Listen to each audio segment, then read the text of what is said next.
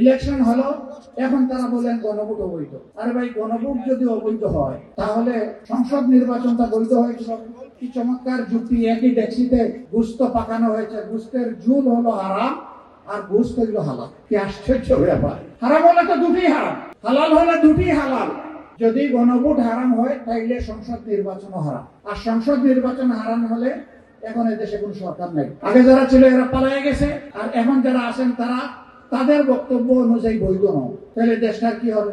Doctrine of necessity and will of the people বলে যে কথা আছে, যে এটা হচ্ছে সংবিধানের উপরে এর পরিচয়। ওই বৈধতার বেলায় ইন্টারিম গভর্নমেন্ট হয়েছে, এরপরে নির্বাচন দুটো হয়েছে। ওই নির্বাচনের শপথ দুইটা নেওয়ার কথা আমরা নিয়েছি, ওনারা একটা নিয়েছে। আমরা সরকারকে অনুরোধ করবো, মেহরবানি করে জনগণের রায়কে অপমান করবেন না। জনগণের রায়কে যারাই অপমান করেছে ইতিহাসে তাদেরকে কঠিন মূল্য দিতে হয়েছে। আপনারা দেরি হয়েছে, অসুবিধা নাই, মেনে নেন। এই জনগণকে সম্মান দেখালে জনগণও আপনাদেরকে ধারণ করবে, সম্মান দেখাবে। কিন্তু জনগণের মুখোমুখি হয়ে গেলে, এই রায় অগ্রাহ্য করলে, শুধু দলীয় স্বার্থে, গোষ্ঠী স্বার্থে যদি এই রায় অগ্রাহ্য করেন, জনগণ অতীতেও কাউকে ছেড়ে কথা বলে নাই, আগামীতেও ছেড়ে কথা বলবে না। আমরা সংসদের ভিতরে লড়াই করে যাচ্ছি এবং বাইরেও লড়াই করে যাচ্ছি। আজকের এই আয়োজন সেই লড়াইয়ের অংশ।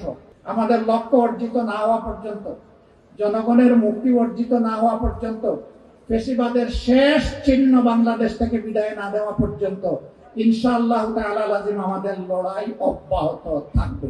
আমরা এখান থেকে বিশ্রাম নেব না। এই মিরপুরের বিভিন্ন রাস্তা আছে, স্থাপনা আছে। মিরপুরে যারা 16 তারিখ প্রতিবাদ এবং প্রতিরোধ গড়ে তুলেছিল, জুলাইয়ের 17-18 তারিখ প্রতিবাদ বিক্ষোভে ফেটে পড়েছিল, আহত হয়েছে, গুলি খেয়েছে, শহীদ হয়েছে।